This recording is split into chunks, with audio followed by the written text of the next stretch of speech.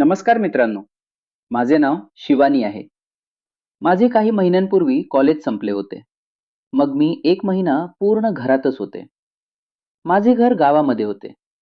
आता घरात 1 महिना राहिल्यावर मला सुद्धा कंटाळा आला होता.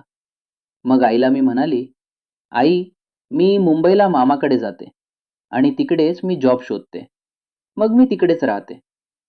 मग आई म्हणाली, की "शिवानी, तू बरोबर बोलतेस आणि तू जॉबला गेलीस तर तुलाही पैसे मिळतील.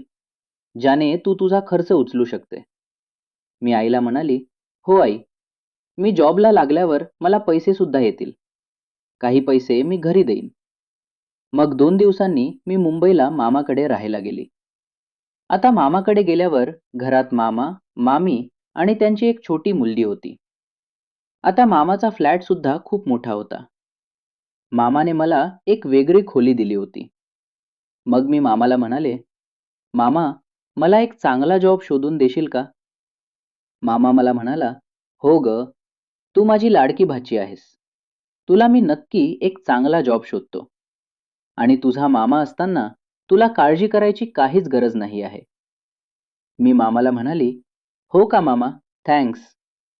मामा म्हणाला, "अगं, आभार कसले मानतेस? हे तर माझे काम आहे." असे म्हणत मामाने माझे गाल चिवाले. मग मामाने त्याच्या एका मित्राला कॉल केला. तो मित्र मोठ्या कंपनीमध्ये बॉस होता. मामाने त्याला सांगितले, "माझ्या भाचीला एक चांगली वॅकन्सी आहे का?" मग तो मित्र मामाला म्हणाला, "हो, एक चांगली जागा आता आमच्या कंपनीमध्ये आहे." मग दुसऱ्याच दिवशी मी जॉइन झाले. कारण माझा बॉस माझ्या मामाचा मित्र होता. त्यामुळे लगेच त्याने मला जॉइन केले. पहिल्याच दिवशी मी जेव्हा ऑफिसला गेले, तेव्हा ऑफिसमधले सर्व स्टाफ माझ्याकडे बघतच राहिले. कारण मी दिसायला खूपच सुंदर आणि तरुण मुलगी होती. माझा गोरापान चेहरा, गुलाबी गाल आणि लचकदार कंबर बघून बॉस सुद्धा माझ्याकडे बघतच राहिला. मग बॉसनेच त्याच्या बाजूला असलेली कॅबिन मला दिली. आता बॉस आणि मी खूपच जवळ होतो. बॉसच्या कॅबिनमधून मी पूर्ण दिसत होती आणि तो सुद्धा मला पूर्ण दिसत होता. पहिल्यांदा मी कॅबिनमध्ये बसले, तेव्हा बॉसची नजर माझ्याकडून हटतच नव्हती. मी सुद्धा त्यांना एक स्माईल केली. आता हळूहळू आमची कॅबिन जवळ असल्यामुळे आमच्यात बोलणे व्हायचे. आता हळूहळू बॉस आणि माझी मैत्री झाली. बॉस हा माझ्या मामाच्या वयाचा होता, पण तरीही तो मला जणू माझ्याच वयाचा वाटत असे. बॉस कोणताही छोटे काम असले की मला त्यांच्या कॅबिनमध्ये बोलवायचा. आता हळूहळू आमची मैत्री खूपच घट्ट झाली. एक दिवशी जेव्हा खूपच पाऊस पडत होता, त्यावेळी मी ऑफिसला आले होते आणि ऑफिसमध्ये मी आणि बॉस दोघेच होतो. संपूर्ण स्टाफ हा त्यावेळी ॲब्सेंट होता. आता पूर्ण ऑफिसमध्ये आम्ही दोघेच होतो. मग बॉसने मला त्याच्या कॅबिनमध्ये बोलावले. आता आम्ही दोघेच आतामध्ये होतो. आम्हाला डिस्टर्ब करणारा कोणीच नव्हता. त्यावेळी बॉसने मला जवळ घेतले. आम्ही एक महत्त्वाच्या प्रोजेक्टवर बोलत होतो आणि बॉस मला संपूर्ण प्रोजेक्ट समजावून सांगत होता. तो माझ्याकडे प्रेमाने बघत होता. मी सुद्धा त्याच्याकडे बघत होते. बॉसच्या नजरेत वेगळेच काहीतरी जाणवत होते. काही वेळासाठी तो प्रोजेक्ट सोडून माझ्या कमरेकडे बघत होता. मग मी चटकी वाजवली आणि म्हणाले, "बॉस, कुठे लक्ष आहे?" त्यावर तो सुद्धा थोडा दचकला आणि म्हणाला, "काही नाही ग. पहिल्यांदाच तुझ्यासारखी सुंदर आणि हुशार मुलगी बघितली. तुझे बोलणे, तुझे एक्सप्रेशन मला खूपच आवडतात." बॉस असे बोलत होता जणू तो माझ्या प्रेमातच पडला आहे आणि मी पण त्यांना तेवढीच प्रतिसाद देत होती. बॉसची बायको असताना सुद्धा तो माझ्यावर एवढा प्रेम करत होता. माझी खूप काळजी घेत होता आणि 3 दिवसात त्याने मला प्रमोशन सुद्धा दिले होते. त्यावेळी त्या कॅबिनमध्ये बॉसने माझे मोबाईल नंबर मागितले. मी सुद्धा त्यांना माझे नंबर दिले आणि त्यावेळी त्यांनी माझा हात पकडला. माझ्या जवळ आले. मला त्यांनी मिठीत घेतले. मी सुद्धा काही वेळासाठी भान हरपले होते. तेवढ्यात कोणीतरी कॅबिनचा दरवाजा दरवाजा ठोकला आणि आम्ही लगेच एकमेकांना सावरलो. मग मी हळूच कॅबिनमधून बाहेर आले. आता आम्हाला दोघांना सुद्धा एकमेकांवर प्रेम झाले होते. त्या दिवशी मी घरी आले. घरामध्ये मामी होती. मग मी जेवण केले आणि रात्र झाली तशीच बेडवर झोपायला गेले. मी जशी बेडवर पडले तेव्हा माझ्या डोळ्यांसमोर तेच ऑफिसमधले दृश्य दिसत होते. मला माझ्या डोळ्यासमोर माझा बॉस दिसत होता. कॅबिनमध्ये घालवलेले ते क्षण आठवत होते. मला झोपच लागत नव्हती.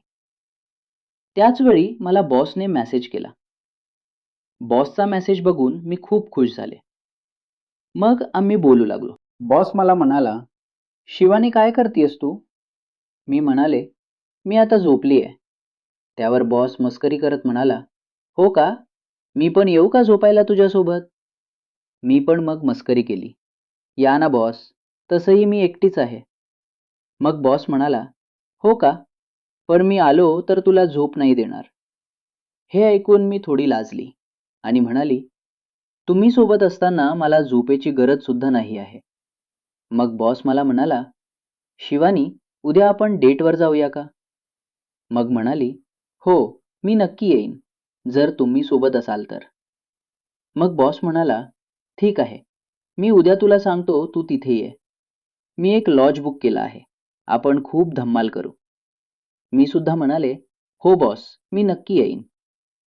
मग त्या रात्री मी बॉसचे स्वप्न पाहतच झोपले. दुसऱ्या सकाळी मी लवकर उठले, कारण मला बॉससोबत डेटवर जायचे होते आणि त्याआधी मला मेकअप करायचा होता. मग लवकर उठून मी ड्रेस घातला आणि मेकअप केला. मी ड्रेस घातला होता कारण मला लगेच तो काढता येईल, कारण घरी आल्यावर मला साडी काढायला खूप वेळ लागतो.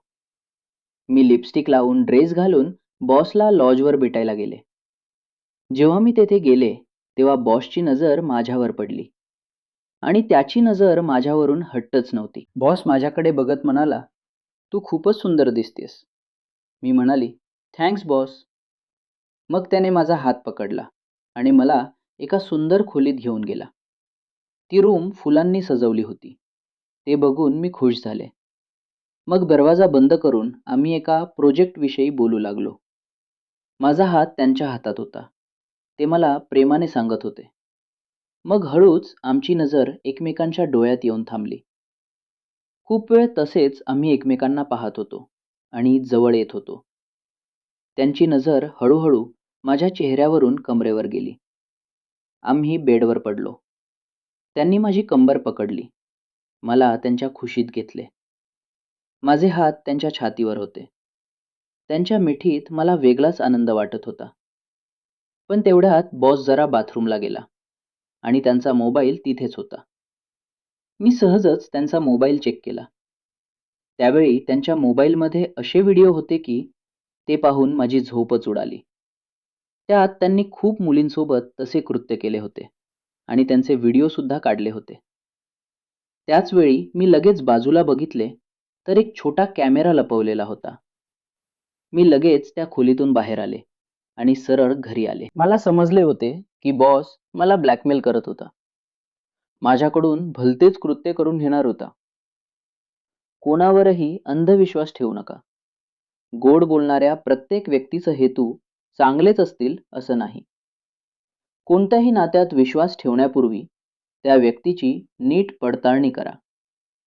स्वतःची सुरक्षितता आणि स्वाभिमान यांना नेहमी प्राधान्य द्या. योग्य वेळी घेतलेला सावध निर्णय आयुष्यभराचं मोठे संकट टाळू शकतो. ही माझी कथा तुम्हाला कशी वाटली? तुमची प्रतिक्रिया जरूर कळवा. अशाच कथांसाठी आपल्या चॅनलला नक्की सबस्क्राईब करा.